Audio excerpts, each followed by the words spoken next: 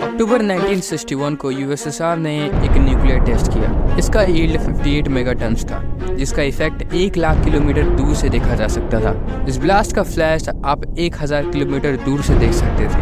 ये था आज तक का लार्जेस्ट न्यूक्लियर बम, जिसने आज तक का largest human made explosion create किया था। इस बम की यील्ड आखिरी समय में तो हाफ कर दी गई थी, लेकिन तभी भी ये हिरोशिमा और नागासाकी के न्यूक्लियर ब्लास्ट से 3000 गुना ज़्यादा पावरफुल था। ये था तेज़ार बॉम्ब। ये रशिया के न्यूक्लियर आर्सेनल का मोस्ट डिस्ट्रक्टिव वेपन है। आज तक इस न्यूक्लियर डिवाइस के बराबरी का कोई भी वेपन नहीं देखा गया। Полевой столб, поднимающийся с земли, быстро увеличился в объеме. Через несколько секунд после взрыва Vladimir Putin has announced the successful test of a new generation of nuclear-powered cruise missile. 1960 का यूएसएसआर यूनाइटेड स्टेट्स से न्यूक्लियर वेपन के मामले में काफ़ी पीछे था। इसलिए क्रेमलिन ने एक पावरफुल न्यूक्लियर वेपन के डेवलपमेंट का ऑर्डर दिया। पहले तो इस बम की यील्ड 38 मेगाटन की गई, लेकिन फिर इसको बढ़ाकर 58 और फिर 100 मेगाटन कर दिया गया। लेकिन उस टाइम के यूएसएसआर के प्रीमियर निकिता क्रुश्चोव ने इस न्यूक्लियर वेपन के डेवलपमेंट पर रोक लगा दी, क्योंकि एक तो 100 मेगाटन का न्यूक्लियर वेपन एक खतरनाक आइडिया है, और दूसरी बात ये लोग उस टाइम पर अमेरिका के साथ अपने रिलेशन इंप्रूव करने की कोशिश कर रहे थे। इसीलिए यूएसएसआर ने अपने सारे न्यूक्लियर टेस्ट को सस्पेंड करते हुए यूनिलैटरल मॉरेटोरियम डिक्लेयर कर दिया, और निकिता क्रुश्चोव सितंबर 1959 में अपने पहले यूएस विजिट पर गए। अभी तक तो सब कुछ सही चल रहा था, लेकिन 1960 में ये सब चेंज हो जाता है, जब एक American U-2 plane Soviet Union पर स्पाई करते हुए उसको शूट कर दिया गया। साथ ही में अमेरिका क्यूबा पर इन्वेड करने के अटेम्प्ट्स कर रहा था, जिससे कि वो रिजीम चेंज कर सके। ये सब देखकर निकिता क्रुश्चोव अपने इस बॉम्ब के डेवलपमेंट के ऑर्डर को रिज्यूम कर दिए। इस बॉम्ब को प्रिपेयर करने में लगभग 112 दिन लगे थे, लेकिन इसकी बिल्डिंग, डेवलपमेंट और इसकी डिज़ाइन में लगभग 5 साल लग गए थे। अगर आपको तेज़ार जैसे पावरफुल बॉम्ब को डेटोनेट करना है तो आपको उसमें काफ़ी चैलेंजेस लगेंगे।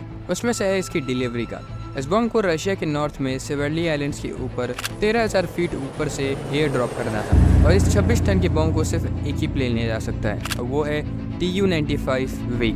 लेकिन तभी भी ये बम 16 फीट लंबा और 7 फीट चौड़ा था, जिससे कि इस प्लेन में इसको नॉर्मली फिट नहीं किया जा सकता। इसके लिए इस प्लेन को मॉडिफाई किया गया, फिर बाद में इस बम को इस प्लेन के नीचे अटैच कर दिया गया। इससे ये बात तो पता चलती है कि इस बम का प्रैक्टिकल यूज काफ़ी दूर है। तेज़ार बम इतना पावरफुल था कि इसके डेटोनेशन के बाद पायलट्स और उसको क्रू को एस्केप करना काफ़ी मुश्किल था। इसके लिए इस बॉम्ब पर एक पैराशूट लगाया गया, जिससे इस बॉम्ब का डिसेंट काफ़ी कम हो सके। साथ ही साथ इस बॉम्ब के हीट डैमेज से बचने के लिए प्लेन को वाइट पेंट से पेंट कर दिया गया था। 30 अक्टूबर 1961 को 2 एयरक्राफ्ट एयरफील्ड से टेक ऑफ करते हैं। Tu-95V अपने इंटेंडेड टारगेट के ऊपर आता है और 34,000 फीट की एल्टीट्यूड से बॉम्ब को रिलीज कर देता है। बॉम्ब डिप्लॉय होने के बाद पैराशूट इजेक्ट हो जाता है, जिससे बॉम्ब का डिसेंट स्लो हो सके और एयरक्राफ्ट को ब्लास्ट रेंज से बाहर निकलने का टाइम मिल सके। फिर 11:32 मॉस्को टाइम पर बॉम्ब एक्सप्लोड कर जाता है और कुछ ही मिलीसेकंड्स में एटमॉस्फेयर सूरज के सेंटर से भी ज़्यादा हीट हो जाता है। взрыв сопровождался световой вспышкой, быстро увеличился в объеме. जब तक ये ब्लास्ट होता है प्लेन लगभग 75 मील दूर तक होता है, लेकिन इस ब्लास्ट का शॉक वेव प्लेन तक पहुंच ही जाता है और प्लेन की स्पीड लगभग 16 किलोमीटर प्रति घंटे की स्पीड से इंक्रीज हो जाती है। एटमॉस्फेयर में आयोनाइजेशन के कारण रेडियो ब्लैकआउट हो जाता है, जिससे कि पायलट्स ग्राउंड कंट्रोल से लगभग 40 मिनट तक कम्युनिकेट नहीं कर पाते हैं। ये ब्लास्ट इतना पावरफुल था कि इसका फ्लैश लगभग आप 1000 किलोमीटर दूर तक देख सकते थे।